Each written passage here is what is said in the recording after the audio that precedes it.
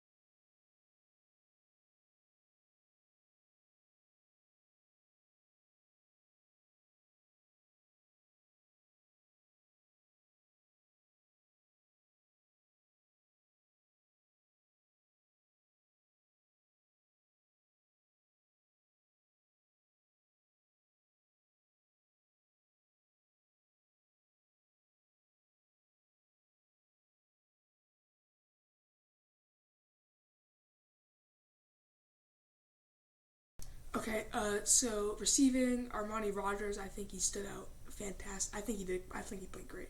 I think he did. Uh, I think Antonio Gibson's touchdown was great. I like the route running. I like how Scott Turner developed that play with them switching around to make him open.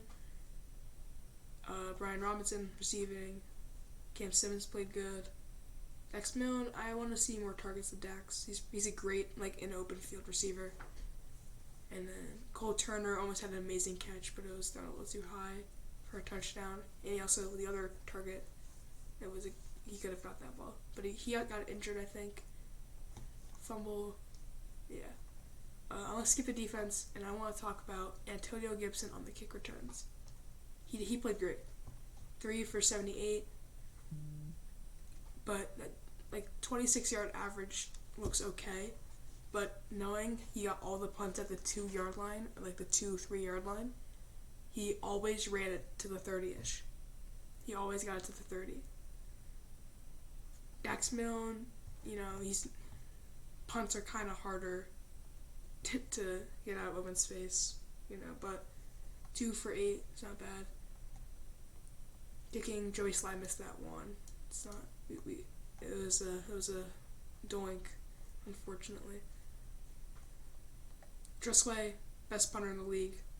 He would have had a more yards if he didn't have that one bad punt. But he got that punt at the 1, which Christian Holmes almost got us pulled back for it, but he didn't because Percy Butler, I think, hit the football, which is good. He's probably the best punter in the NFL right now. Let's talk about the defense. After our first touchdown, the defense took a huge step forward. And if we keep playing like that, we might finish. We have a chance of getting a wild card spot. I think all NFC East teams might make the playoffs this year. I think the Eagles will win the division.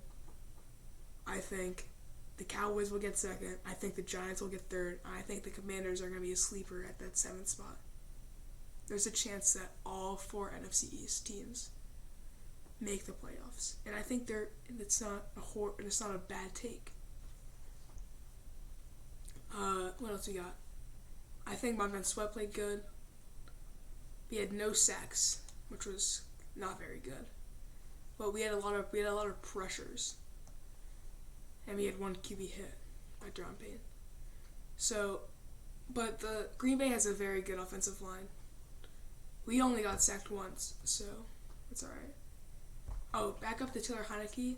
He almost fumbled the ball like 30 times, but Percy Butler recovered it.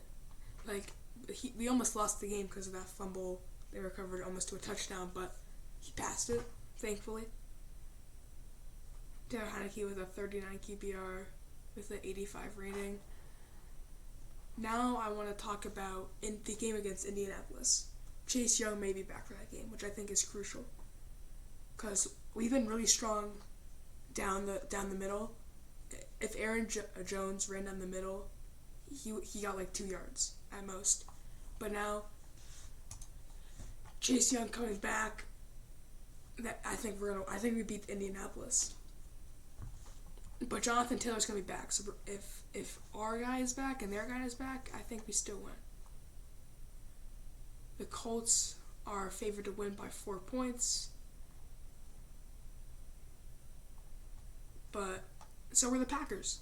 The Packers were favored by 4.5 points, and we still won. I think we play at home.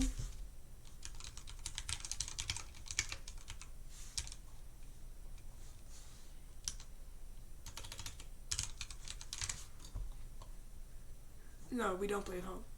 So we know that if you're home, you get an extra 3 points automatically. But I still feel like how Matty Ice is playing, they're not doing too well. The Colts just came off a loss to the Titans. They barely beat the Jaguars. They lost to the Titans again. They beat the Chiefs, which is the only thing they've done good so far. They tied the Texans. They lost to the Jaguars 0-24, but they came back. It's crazy that they already played both 2 division rivals twice already.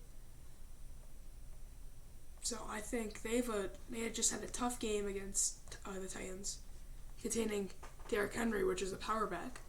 Now they're going to have to switch their defensive scheme to fight and elusive running backs like our Brian Robinsons, our Antonio Gibsons, and I just don't think they have the defensive line for that.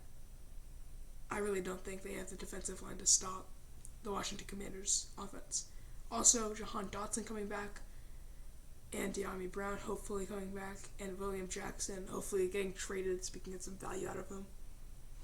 Or him actually coming back from his quote-unquote back injury, which we all know is just trade rumors. That would all be great. But I'm pretty sure Chase Young is coming back.